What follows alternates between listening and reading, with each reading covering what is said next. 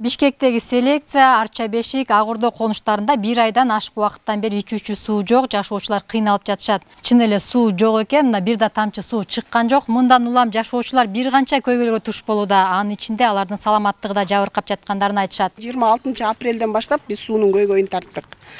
Мына азыркы күндө биз күндүзү вообще суу ичпейбиз. Эч кандай тамчы суу жок. Суу жок. Суу жок.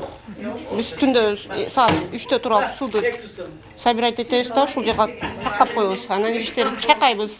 Бир чака, эки чака кылып туруп суу алабыз, ушу менен эле жашайбыз. Таза суунун аталган конуштарда чыкпай жаткандыгынын себеби Бишкек суу канал жарандар сууну рационалдуу пайдаланбай жаткандыгы менен байланыштырат. Аталган мекемеден бул көйгөйдү суу эсептегичти орнотуу менен жөнгө салаарын билдирди.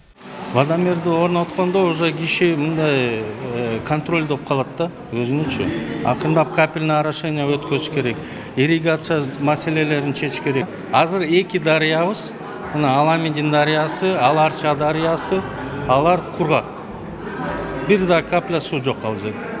Бул биздин подземный источниктерди ушу эки дарыя толтуруш керек эле да. Биздин статический уровенибиз уже 20 метрге түшүп калды.